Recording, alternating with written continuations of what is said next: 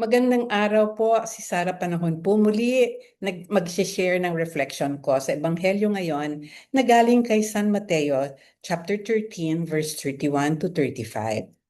Tungkol po ito sa mga talinghaga tungkol sa kaharian ng langit na hinahambing ng Panginoong Hesus sa mga karaniwang bagay na meron tayo, katulad ng isang buto ng mustasa o katulad ng pampaalsa na hinahalo natin sa harina pag gumagawa ng tinapay.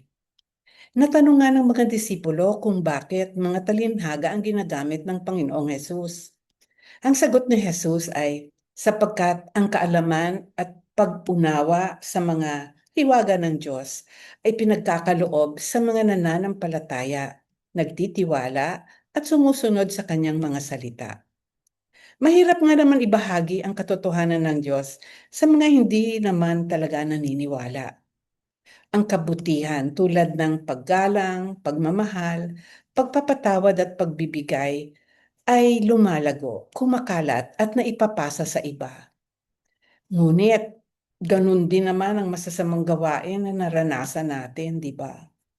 Ang mga mapag-abusong pananalita, mapanghusga, kasinungalingan, pang-aapi, mga pandaraya, mga chismis o fake news at krimen ay lumalaganap din at nagbubunga ng takot, kasakiman, paghihiganti at kawalang pakialam sa kapwa.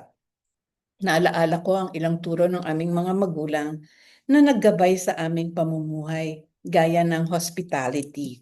Bukas ang bahay namin sa mga nangangailangan kapag kahit kamag-anak, kaibigan o estranghero man. Turo din na maging magalang sa mga nakakatanda at mga otoridad at mamuhay ayon sa inyong kinikita at huwag gumastos higit sa iyong kita. Kaya iyan din ang naibahagi namin sa aming mga anak.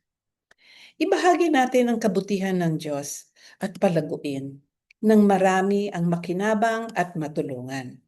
Gaya ng buto ng mustasa na pinakamaliit sa lahat ng binhi, ngunit pagtubo nito, ito'y nagiging malaking halaman, kaya't nakakapagpugad ang mga ibon sa mga sanga niya.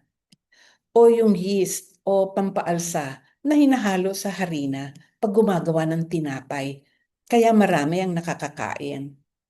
Lumalaganap ang kaharian ng Diyos sa pamagitan ng mga simple at maliliit na gawaing kabutihan o pagtitiwala, katapatan, kapatawaran at pag-asa.